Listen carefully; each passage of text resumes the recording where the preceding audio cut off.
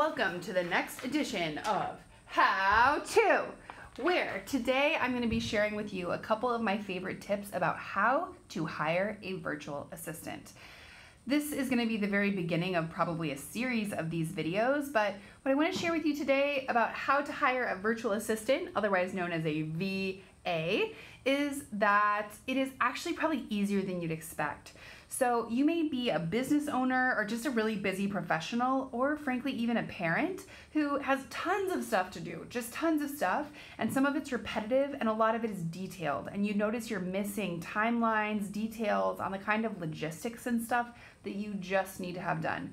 If this describes you, you might be a really good person to think about hiring a virtual assistant or a VA. Another one is like if you're totally busy, like you're on the go all the time, like you have a work schedule or you have a lot of stuff to do that has you like out and about, and you just find that the same sort of repetitive stuff just isn't moving forward or isn't getting done. Less so like creative, like research-oriented tasks, although you can find people to help with that, and more so things like, you know, sending in the bill for a certain thing, or reporting, or scheduling your calendar invites, things like this. So if you find that your work style just isn't conducive to a kind of task-based way of working and like calendar-oriented, like doing the appropriate thing at the appropriate time, or even like executing on a defined task, you might really enjoy the process of experimenting with having your first VA. So if you've never done it before, there's a couple of things you want to know. Thing number one, where do you find a VA? Like what even is this as a resource? So people hire VAs or virtual assistants in a variety of different ways. You can find groups on Facebook, or you can just post on your own Facebook and see if anybody you know has hired somebody that they really enjoy working with. You can go to really big websites like Odesk. I think now they've rebranded to Upwork, and you can find tons of different kinds of people to help you on a remote basis, and you just pay there by credit card. Or you can go to a website like hiremymom.com, which is really popular. And sites like this allow people who are moms, who are super talented, have gobs of experience, amazing judgment, just like amazing skills, but maybe they live in a more remote area, or they need to be working from home for some reason because they have responsibilities, but they're awesome people who can really help you out. And if you live in a big city, it's super expensive there. You can end up like really making a great deal for yourself and the tasks that you need to do, especially given how expensive it is now to get a lift somewhere and go commute.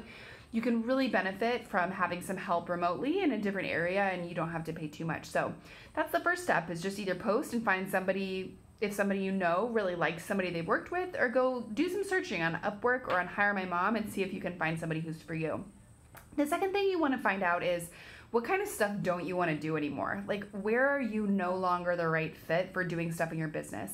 I'll give you an example. For me, I hate calendaring. I hate it so much. I've gotten so much better, but I really hate calendaring. Like if the first couple time requests don't work, I'm like quickly overwhelmed. My email starts stacking up. It just really throws me off my game. So that was one example of an area where I was like, I just don't want to deal with this anymore.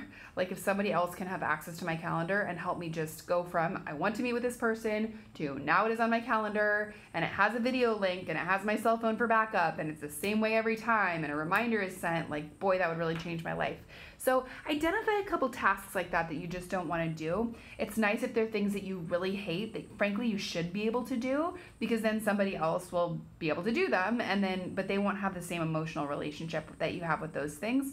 And it's also really nice if they're things that don't require super high levels of security clearance. For example, for your email, sometimes now, I guess you can delegate your inbox, but for some services you have to do like the one-time password or like two-factor authentication, or you might have your financial documents in there.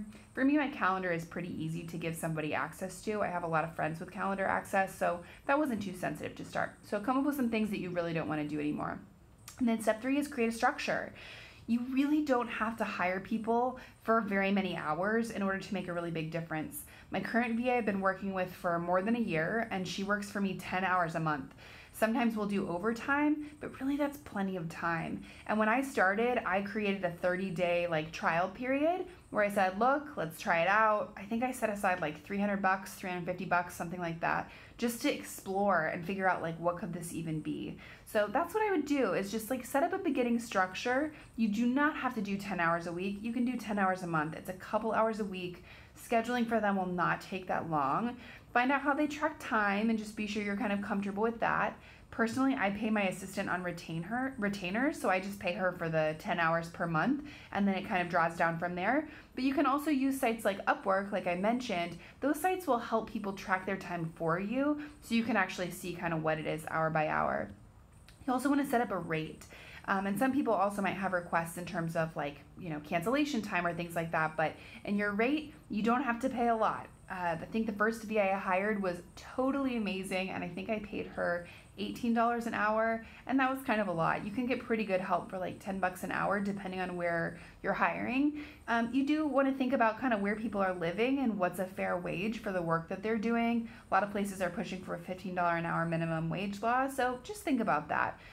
Most VAs are absolutely contractors because they're doing defined tasks, as far as I know. Again, not a lawyer, but they're doing defined tasks, and they also have multiple clients.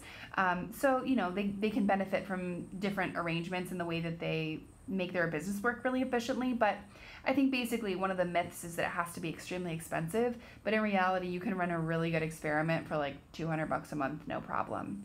As you hire somebody, I will be able to share more about that with you in future videos, but I'd just say find maybe 2 to 4 people that you want to interview.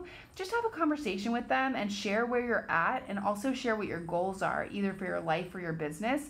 I'm here, this is what I love, this is what I hate, here's what works, here's what doesn't, here's where I want to go. And then find out, what kind of stuff do you think you can take on? Maybe they have a list of tasks that they've done for other clients, and you can kind of figure that out. And some of them will also send you a questionnaire where you can put in things like your preferences on booking flights, or what times you like to take meetings, what time your day starts, what time it doesn't, when you don't take meetings. So those can be ways to kind of make it easier. Above all, I really recommend just looking at a virtual assistant, not just as like a robot that you have to tell them what to do and manage them, and it's going to be a lot of work. But I recommend that you look at it like a relationship where you're going to kind of build something with somebody and teach them how your business works or how your life works. And they're going to be able to help you on things you hate doing, that your brain is really just not wired to do, that their brain is in fact wired to do. So my favorite part about it is that the things that you hate the most actually might be the things somebody else loves to do, and it could actually be fun for them, which not only can free up your time, but it can actually free up a ton of your energy, and you might find that you end up liking the stuff that you're doing more. So those are some of the reasons to do it. Give it a try, check out those sites, and if you have more questions, feel free to ask them in the comments below or reach out to me and I'll make another video. Good luck with all the hiring, and I hope it goes well.